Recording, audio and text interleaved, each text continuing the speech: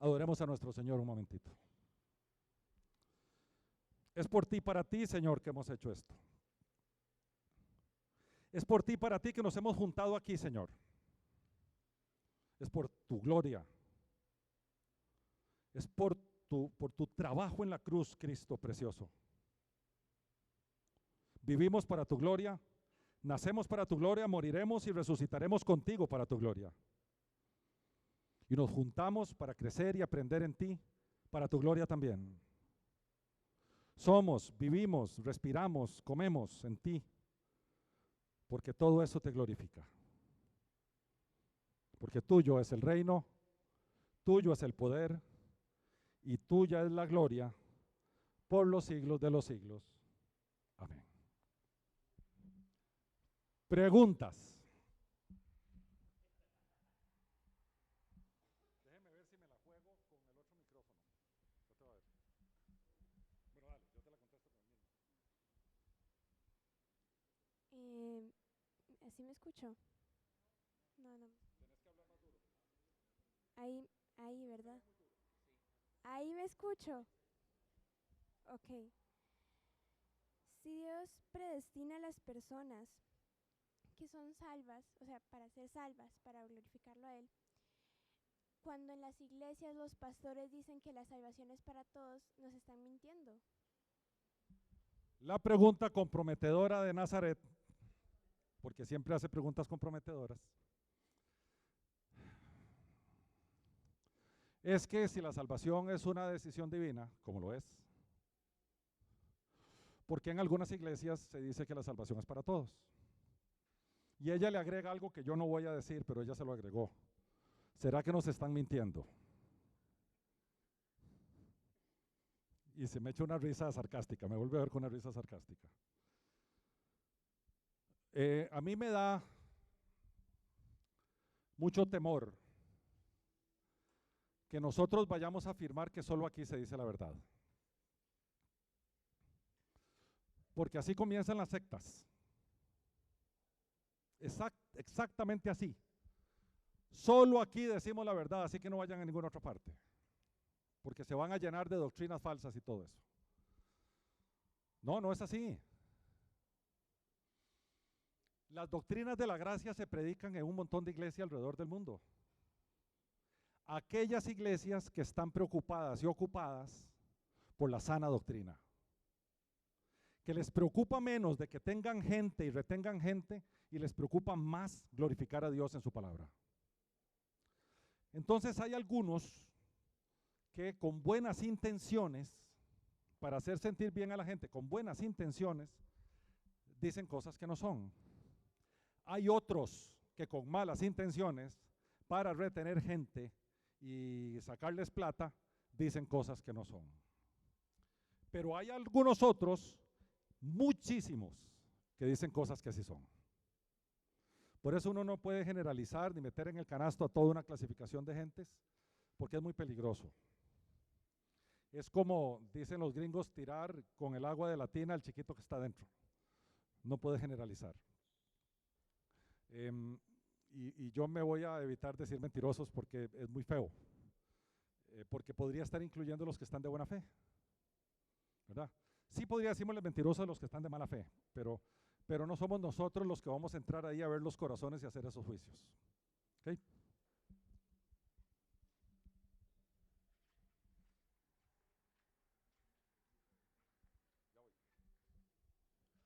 Ok, esta pregunta es del grupo de WhatsApp. Vamos a ver. Dice, hay ciertos pasajes en la Biblia, me imagino que en Hechos de los Apóstoles, en el que Pedro dice, conviértanse o crean. ¿Por qué les dice eso si es el Espíritu Santo el que los revive? ¿Cómo pueden creer si están muertos? Muy bien. Hay algunos, y yo diría muchísimos. El primer ejemplo es el día de Pentecostés.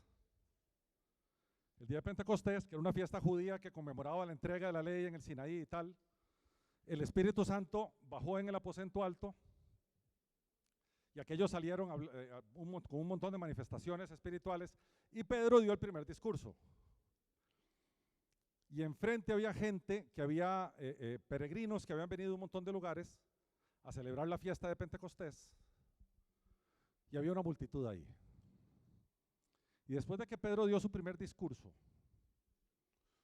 algunos dijeron, ¿qué podemos hacer? Esa pregunta ya es el Espíritu Santo tocando esas vidas. Porque vieras que la Biblia no dice que todos creyeron o que todos los que estaban ahí se arrepintieron. Lo que dice la Biblia es que como 3,000 creyeron. La respuesta de Pedro fue, arrepentíos y convertíos. Y la Biblia nos enseña que 3,000 se bautizaron ahí mismo, pero habían más de 3,000. ¿Y los otros? Lo mismo pasó cuando Pedro habló con Cornelio más adelante. Cornelio estaba ya listo y preparado para recibir a Pedro porque era un hombre piadoso de Dios, dice la Escritura.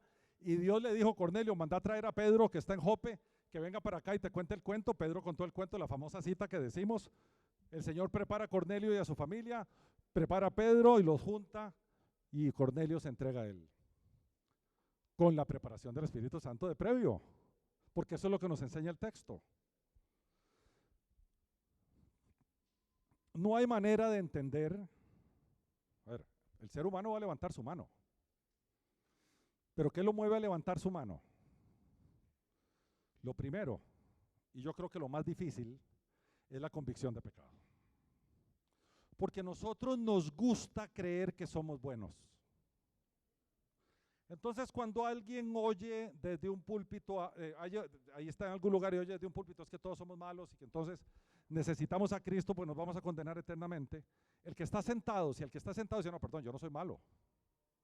Malo es el asesino tal y tal, el ladrón tal y tal, los que mataron al muchacho en Avenida Segunda, esos son malos. Yo no. Entonces no necesito de un salvador porque no necesito que me salve de nada. Solo el Espíritu Santo puede hacer que cambie la disposición del corazón de la persona para que lo convenza de pecado y lo disponga a entender que necesita arrepentirse con el arrepentimiento que es de Dios, a creer en Dios con la fe que Dios da y a escuchar a su iglesia cuando le predique su evangelio. ¿Sí?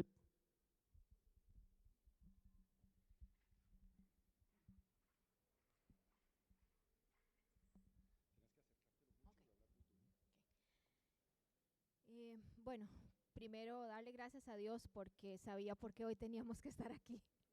Gracias a Dios por la exposición de este tema. Mi pregunta realmente, bueno, yo apunté 3 pasajes que me surge inquietud, no como cuestionamiento a la luz del tema, sino más bien para saber cómo lo puedo entender, ¿verdad? Y uno es cuando en 1 Samuel Elí le llama la atención a sus hijos por lo que están haciendo mal y dice que ellos no hicieron caso porque la voluntad de Dios era que ellos perdieran la vida, era quitarles la vida. Esa es una. La otra dice en Proverbios que el Señor hizo todo, aún al impío para el día malo, ¿verdad? Y la tercera en Romanos, que fue el que vimos, que dice que como ellos no quisieron tener en cuenta a Dios, entonces el Señor los entregó a una mente depravada. Entonces, en las 2 primeras, me daría la impresión, ¿verdad?, que ellos no pudieron hacer nada, porque ya Dios había decidido a unos quitarles la vida y al otro lo hizo así impío para ese día. Y la tercera, pareciera que entonces estas personas sí tuvieron que ver, como no quisieron, entonces Dios tomó la decisión. Obviamente no podría ser así a la luz de lo que hemos visto, ¿verdad? Entonces, ¿cómo lo entiendo? ¿Escucharon la pregunta? No. 2 textos del Antiguo Testamento donde habla de que unos no quisieron creer y Dios les dio muerte, otros que Dios no convence a los impíos. El texto 2. Hizo a todo aún al impío. Y 3, el texto de Romanos que leímos. A ver, y qué bien que me está preguntando eso. Nosotros cuando nacemos con fecha de expiración. Y no todos tenemos fecha de expiración 85 años después. Y esa decisión de cuándo nos vamos es divina. Algunos se van de niños, algunos se van de adolescentes, algunos se van de adultos jóvenes, algunos se van de adultos y otros de adultos mayores. Pero esa decisión es divina. Dios es el dueño de la vida y Dios quita la vida cuando Él lo decidió, y lo decidió desde antes. También Dios crió a todos los que se van a perder, sabiendo que se van a perder. O sea, no podemos nosotros convertirnos en los representantes, en los relacionistas públicos de Dios para crearle una buena imagen, digámoslo así. Sí, Él hace unos que Él sabe que se van a perder, por supuesto que sí, pero Él no provoca en ellos el espíritu de perdición, solo los deja ser. No necesita provocar el espíritu de perdición, solo los deja ser. El problema con el texto de Romanos 1, en los versículos anteriores, dice, ellos conociendo la verdad la suprimieron, porque su naturaleza es así. Nosotros hemos hablado incontables veces con gente, bueno, mi hermano mayor es ateo, y yo he hablado incontables veces con él, y él no solo suprime la verdad, sino que después va y hace campaña contra la supresión de la verdad. Y Dios los deja. Dios los deja. Retira esa gracia común, porque Él es soberano. Todo empieza y termina en la soberanía de Dios. Y eso es lo que más nos cuesta entender, que Él es soberano. ¿Okay? ¿Alguna otra pregunta? No, consuegrita, vos. Es que a mí me gusta preguntar como para asegurarme que lo tengo claro. Y además me gusta preguntar para el día a día, para la vida. Entonces, dos cosas. Una, el tema me debe llevar a no asombrarme de nada bueno en mí, más que a agradecer, porque ha sido por regalo. Tenés tanta razón como el apóstol Pablo en la segunda carta de Corintios cuando dice que él es un incompetente y que su competencia está en el Señor. Gracias al Señor por todo lo que te ha dado, porque todo es mérito de Él y no tuyo. Totalmente correcto. Y si no tengo nada de que admirarme de mí, no tengo nada de que sorprenderme del vecino. Porque la diferencia entre él y yo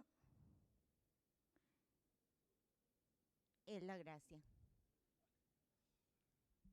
Consuegrita, uno de los... no has terminado. Bueno, voy siguiendo por partes. Si nosotros fuéramos estudiantes bíblicos aplicados, no debería sorprendernos nada. Nada.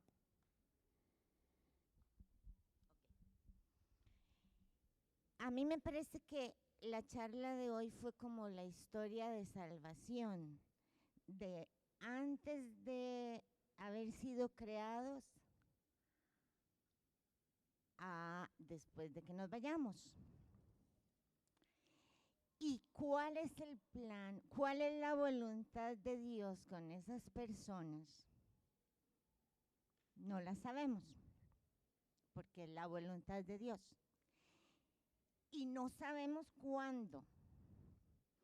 O sea, yo digo, así como Pablo mató cristianos, persiguió a la iglesia, dio mensaje contrario contra Cristo durante 30 años, bueno, lo que fuera, y después se convirtió en lo que se convirtió. Toda la gente que conocemos podría estar viviendo esos rieles. A lo mejor lo vayamos a ver o a lo mejor no lo vayamos a ver. Pregunto, ¿por qué iglesias cristianas que quieren seguir la voluntad de Dios excluimos, si no, ni tenemos el derecho de excluir, ni sabemos cuál va a ser la voluntad de Dios mientras termina la película? Ok. Los dos últimos temas. Me encanta que hayas mencionado al apóstol Pablo, porque si alguien estaba destinado para fuego eterno era Pablo, ¿verdad? Mató cristianos, apaleó cristianos y perseguía cristianos para arriba y para abajo. Y resultó que Dios lo hizo el apóstol más prolífero. 13 libros de la Biblia son escritos por él. Toda la conversión del Imperio Romano está bajo la responsabilidad de Pablo. Y yo no vi a Pablo buscando a Cristo, ¿verdad? Cristo lo tuvo que tirar de un caballo y hacerlo ciego y cambiarle su corazón completamente. Desde el momento que Cristo se le aparece, Pablo se vuelve y dice, ¿qué quieres conmigo? Señor. Ya le cambió la disposición del corazón. Si no hubiera sido por esa aparición, Pablo sigue persiguiendo cristianos. Entonces sí, como dice la Escritura, no es del que quiere ni del que corre, es de Dios que tiene misericordia. El tema de la exclusión, tenemos que regresar a ser bíblicos. 1. La Biblia nos llama a ayudar a toda persona que esté sufriendo. Eso se llama amor al prójimo. Y en el amor al prójimo, cuando le preguntaron a Jesús qué es eso, el Señor nada más les dio la palabra del buen samaritano. 2 enemigos, uno se baja del caballo, ayuda al otro que es enemigo acérrimo y dice, ¿quién fue el prójimo? La iglesia de Cristo está obligada por mandato, a ayudar al que está mal, al que está en sufrimiento, sea quien sea. Por eso en términos de exclusión, ahí no se vale. Pero en términos de exclusión, cuando se trata de la comunidad que se reúne para adorar a Cristo y crecer en él, llamada iglesia, ahí solo puede haber creyentes. Porque es la comunidad de los santos, así es como se le llama, precisamente en la Biblia. Pero no quiere decir que esa comunidad que está allí, creciendo en el conocimiento de Dios, adorando a Dios, no está obligada a salir a su campo de misiones, llamémoslo así. A ver, yo sé que voy a tocar un tema que hoy es difícil tocarlo, pero hace 30 años no era, pero hoy sí. El tema de los homosexuales. El homosexualismo no es un pecado diferente al adulterio. El que practique el homosexualismo está en las mismas condiciones que el que practica el adulterio. Es que como hoy hay mucha bulla, creemos que es distinto. Y se nos ha considerado las iglesias cristianas ortodoxas que somos enemigos de los homosexuales. Para mí los homosexuales es nuestro campo de misión. En modo alguno hay que excluirlos. Hay que ir con todo esto a contarles esta historia. Y el Señor verá qué hace con ellos. Porque yo tengo amigos ex homosexuales que el Señor les cambió el corazón y vinieron a Cristo y se casaron y tienen hijos. O sea, no es, ese cuento de que el homosexual es para toda la vida no es cierto. Pero nosotros no podemos ponernos en él, yo los rechazo. A ver, ¿qué dice la Biblia? Con los pecadores no os juntéis ni para comer. Y dice uno, pero ¿cómo está eso? Entonces hay que irse a vivir a la montaña. No, hay que ir a servirles. Pero nosotros como iglesia no estamos obligados a validar o condonar tal pecado, cualquiera que sea, aunque nosotros seamos pecadores. Pero nosotros estamos en el trabajo intenso de santificar nuestra vida con el Espíritu Santo que está en nosotros, se llama santidad progresiva. Pero eso en modo alguno quiere decir que entonces yo puedo indiferentemente ser como el mundo entero que no es salvo, porque entonces el famoso llamado de Cristo en el Sermón del Monte a ser diferentes, no lo estaríamos atendiendo. Porque la iglesia de Cristo está obligada a ser luz y sal, como dice el Sermón del Monte, en un mundo oscuro, pero para poder ser luz en un mundo oscuro tiene que estar en el mundo oscuro, siendo diferente al mundo oscuro donde está. Porque de otra forma no lo puede influenciar. ¿Ok? ¿Alguna otra pregunta? Allá.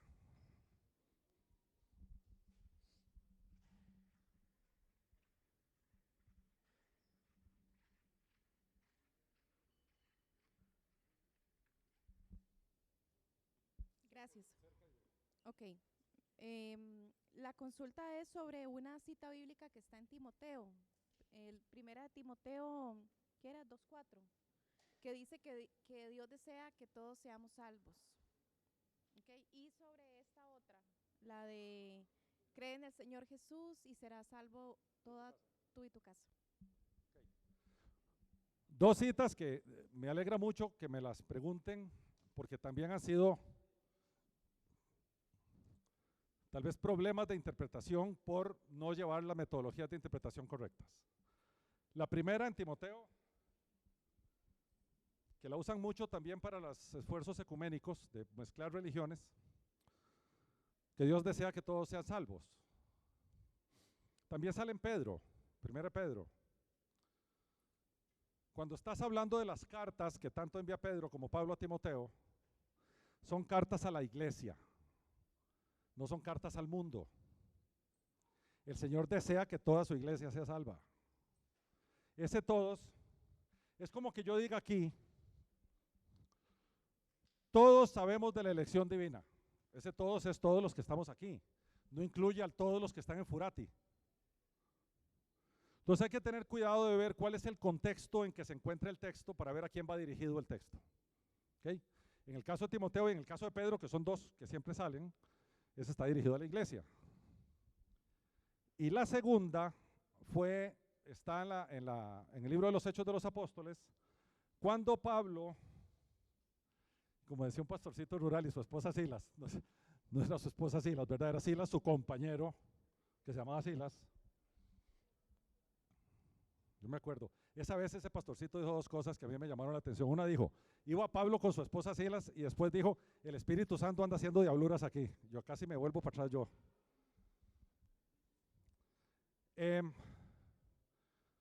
Pablo y Silas estaban en Filipos, lo metieron a la cárcel, ocurrió un evento sobrenatural, el carcelero le habían dicho que los cuidara con mucho cuidado, entonces los puso en el cepo y los metió en la última celda, y se vino un evento sobrenatural y se soltaron. Entonces cuando vio el carcelero que se soltaron, sacó la espada y se iba a quitar la vida. Porque si él lo juzgaban por haber dejado ir a los presos, que le dijeron expresamente, cuídelos muy bien, lo mataban a él y podían matar a su familia también. Entonces, de acuerdo al derecho romano, si él muere, murió el culpable y el juicio se termina, entonces su familia queda viva. Entonces él se iba a suicidar. De adentro le gritaron Pablo y Silas, no hagas nada, aquí estamos.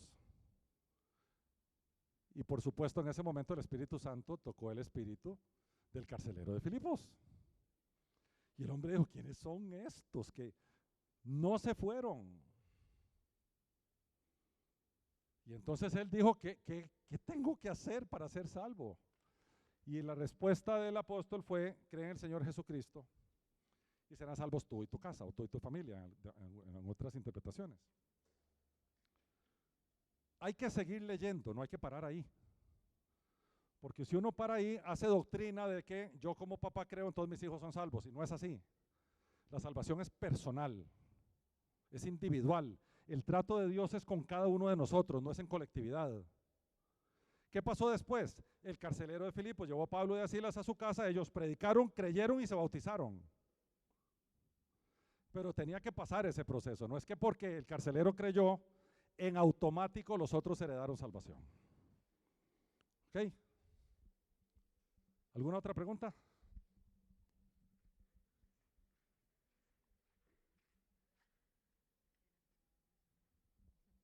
Gracias, don Rolando. Una consulta, y hablo aquí con respecto a lo que hemos visto hoy y por una tal vez falsa o una mala manera de entenderlo. ¿Cómo oramos o cómo debe cambiar nuestra oración con respecto a nuestros seres amados que aún no han recibido a Cristo? ¿Cuál sería la manera entonces? Esta es una pregunta que yo estaba esperando que me hicieran. De acuerdo a lo que hemos visto, ¿cómo oramos nosotros cuando tenemos un pariente que no es salvo y cómo le pedimos a Dios que lo salve? Vieran que amigos arminianos que creen que uno es el que decide, cuando se trata de los familiares le piden a Dios que lo salve. Pero no es que uno decide. Mira, hay que orar por fulano tal para que se salve. Independientemente de si hay que orar o no, esa es una confesión de que solo Dios salva. Y Dios interviene en la salvación de las personas. Dios nos ha mandado, Jesús nos ha mandado a pedir. El Señor conoce nuestros deseos, nuestras necesidades, nuestras aspiraciones, nuestros dolores, todo, absolutamente todo, antes de que nosotros se lo pidamos, dice Jesús en el Sermón del Monte. Pese a eso, el Señor nos dice pidan. Porque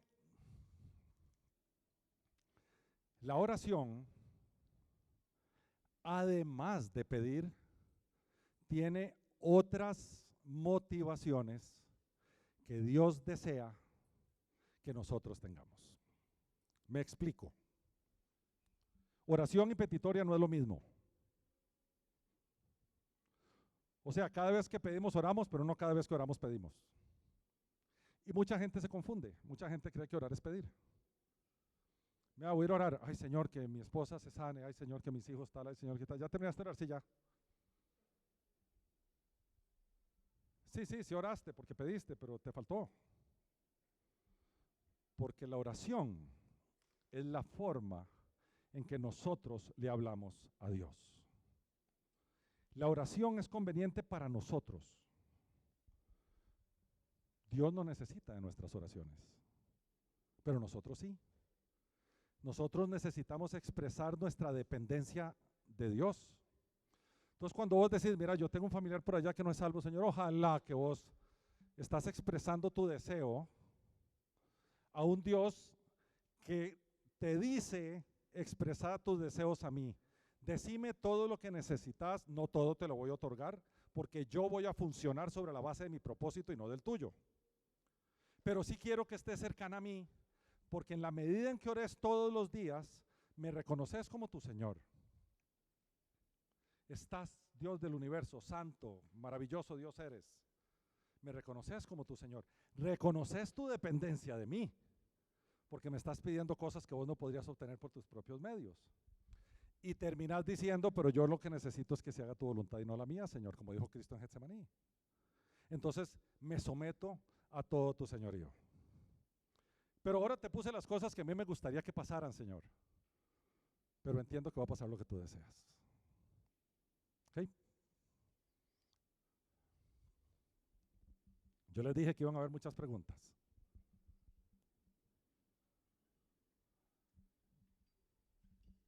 Bueno, es una pregunta que la he tenido muchas veces, se la he hecho a diferentes personas, pero me deja no me deja la respuesta satisfecha, porque uno siempre desea que le digan lo que uno quiere escuchar.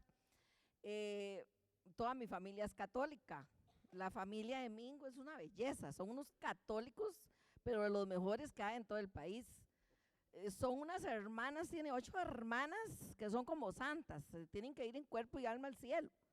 Entonces yo digo, por Dios, pero entonces, ¿ellas qué? ¿Son salvas, no son salvas? Mi papá murió hace 50 y resto de años, entonces yo digo, él no tuvo quien le predicara, entonces no está en el cielo. Mis abuelos no están en el cielo.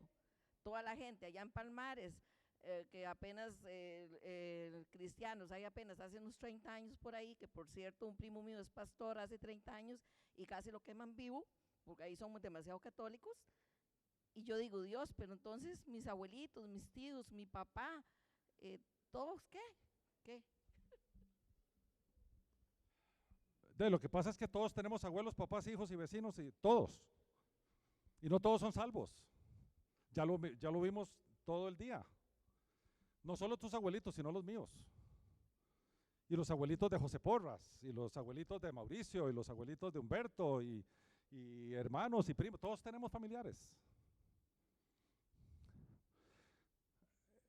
Yo solo puedo decir, para no hablar mal de la fe de otros, porque no me gusta, me parece que cada uno está en su potestad de seguir la vida que quiera seguir, y el Señor cambiará eso en que el Señor quiera. Pero sí te puedo decir algunos textos bíblicos que no tienen que ver con la hermana de Mingo, porfa, no son tus hermanas las que voy a decir, Mingo. Todos han pecado y todos están destituidos de la gloria de Dios. No hay bueno, no hay justo, ni uno solo. Ni uno. La Biblia dice que nuestras obras de justicia son como trapos de inmundicia. Todo lo que hagas con el propósito de salvarte es como trapo de inmundicia. Porque nunca le vas a llegar al estándar. Ese concepto nuestro de que aquel vecino era bueno y seguro se murió y va al cielo, no existe tal cosa como alguien bueno. Porque la Biblia dice que nadie le llega al estándar. Nuestro concepto de bueno es distinto al concepto divino de bueno. Hoy pasamos todo el día viendo que nadie es bueno, no hay uno solo, todos muertos, nadie. Eso incluye a mi papá, a mi mamá, a mis abuelitos, mis hermanos, eso incluye a todo el mundo. Y a los abuelitos y primos y hermanos de todos los que estamos aquí. Y a todos los que estamos aquí. No hay uno solo bueno. Por más buena gente que sea. Pero si hubiera gente buena, ¿para qué murió Cristo?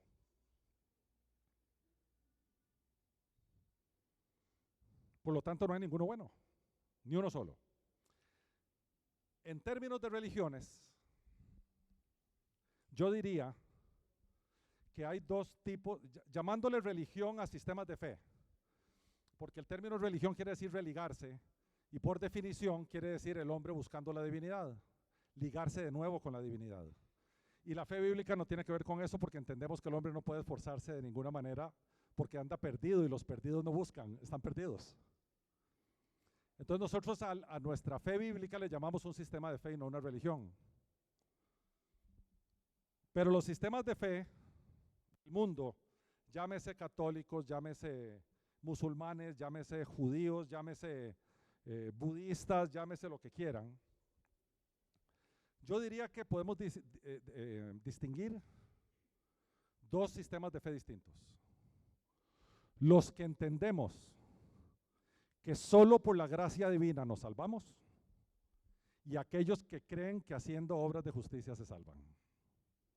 Cumpliendo sacramentos, haciendo peregrinaciones, dando dádivas, haciendo obras de justicia. La fe bíblica se separa del resto de las religiones del mundo, de todas, porque la fe bíblica comprende que solo por gracia de Dios nos salvamos. Entonces la gran diferencia está en la gracia y en las obras. ¿Okay? ¿Alguna otra pregunta? Perdón, es que me faltó preguntarle algo. Ok. Si Dios ama a todas las personas, ¿por qué elige a unas personas como hijos y a otros no? Dice Nazaret que si Dios ama a todas las personas, ¿por qué a unos elige como hijos y a otros no? Pregunta excelente. Porque nosotros no distinguimos desde la perspectiva bíblica los tipos de amor con que Dios ama. Nosotros distinguimos desde la Biblia 3 tipos de amor con que Dios ama. El amor benevolente de Dios. Benevolente viene de buena voluntad. La buena voluntad de Dios hacia todo el planeta con sus habitantes. Cuando Cristo nació, los ángeles se fueron donde los pastorcillos y dijeron, gloria a Dios en las alturas y paz y buena voluntad hacia los hombres. Esa es la buena voluntad que nació Cristo. Después está el amor beneficioso, el que Dios hace la creación y hace sobre buenos y malos, sobre todos, es amor que prodiga a todos, hace que salga el sol sobre buenos y malos y hace que llueva sobre justos e injustos, sobre todos. Dios puso su providencia para todos. Entonces, de esa manera Dios ama de buena voluntad y ama beneficiosamente. Pero tenemos el tercer tipo de amor, que le llamamos el amor de complacencia. Y es el amor que Dios tiene particularmente por su Hijo Jesucristo. Recordamos en el bautismo de Jesucristo, ¿verdad? Que se oyó una voz en el cielo que dijo, este es mi Hijo amado, en quien tengo complacencia. Ese amor de complacencia, que es el amor ágape o el amor incondicional de Dios, es prodigado para todos aquellos que su Hijo trae. Y por lo tanto, todos los que Dios llamó y entregó a Cristo son receptores del amor de complacencia, no toda la humanidad. Tu pregunta vino en relación a un dicho que se ha dicho en la iglesia por años. Dios odia al pecado y ama al pecador. Sí y no. Algunos pecadores los redime, pero a otros se condenan. Dios los condena eternamente. No condenó el pecado eternamente, condenó pecadores eternamente. Por lo tanto, no es que Dios ama a todos y odia el pecado de todos, sino que hay un grupo a los que Dios le prodiga amor de complacencia y hay otro que simplemente los deja hacer. Y eso lo vimos en toda la conferencia de hoy.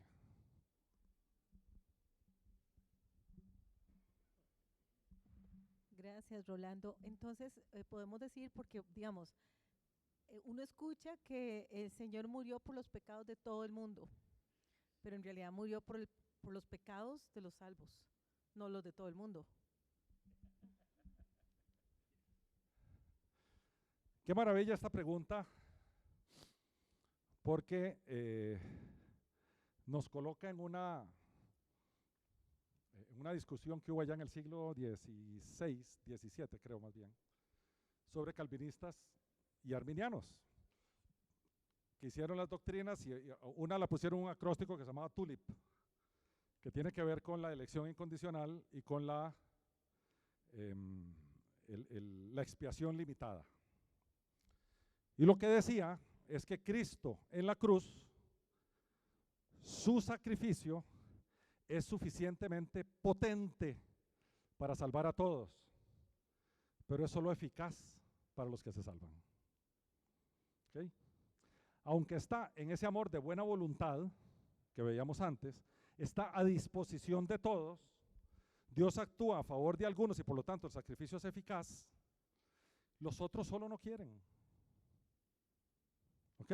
Entonces, el famoso 3:16, Juan 3:16.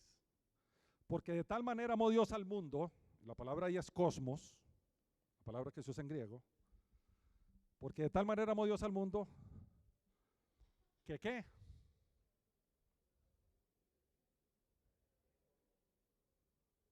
Se lo saben. Para que todo aquel que en él cree no se pierda, mas tenga vida eterna. Pero dice que amó al mundo.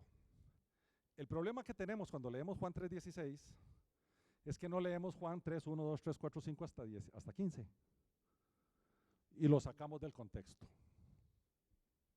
¿Qué había dicho Cristo antes de decir Juan 3:16? Toda su entrevista con Nicodemo. Tenés que nacer de nuevo, tenés que nacer del Espíritu. El Espíritu es soberano porque no sabemos ni dónde viene ni dónde va.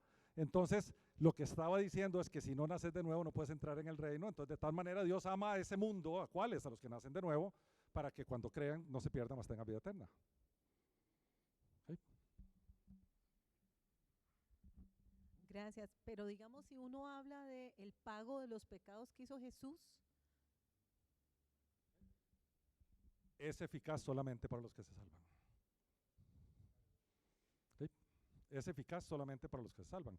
Porque si fuera eficaz para los que no se salvan, se salvarían. ¿Verdad? Y ahorita que usted habla de eso, don Rolando, me impacta pensar, porque claro, yo decía, Jesús murió en la cruz por todo el mundo, pero ahora me impacta pensar que no, o sea, que fue por mí. A ver, todo el día hemos estado hablando de que Jesús murió por los elegidos. Ahora bien, Fabiola acaba de hacer algo que los invito a que cada uno de ustedes lo hagan también. Fabiola dice, ahora me impacta saber que Jesús murió por mí, por Fabiola. Ahora realizo que el ser más importante, el ser humano más importante en toda la historia de la humanidad, que no cometió un solo pecado y que fue perfectamente santo. El ser humano perfectamente santo se subió a esa cruz y pongámoslo de esta manera, en la cruz te dijo, en un grito que sonó hace 2000 años, Fabiola, voy a tomar tus pecados y los voy a pagar con mi vida. Y a cambio, te voy a dar mi santidad para que puedas presentarte delante de mi Padre y puedas disfrutar de Él. Eso es lo que hizo. Ese es el famoso pacto. Ese es el Nuevo Testamento, el nuevo pacto. En que si vos, aunque vos no lo merezcas, Él dijo, por vos me voy a morir. Y con esto creo que, no sé, a mí me conmueve mucho entender eso. Tal vez terminamos aquí, se nos fue la hora tremendamente, pero bendito sea Dios.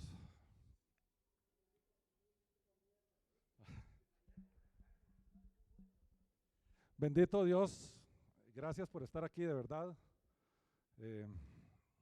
Este tema yo sabía que iba a ser un tema de altísimo impacto. Y mi oración al Señor es que todos ustedes se lleven todo esto para la casa y de verdad reflexionen en el privilegio que significa saber que el Señor toca nuestro espíritu y nos hace nacer de nuevo. Y nos aplica el sacrificio de Cristo a nuestra vida. Y lo que nosotros nos toca hacer ahora es vivir para Él, en una vida que le agrade a Él. Bendito sea el Señor y gracias por estar aquí.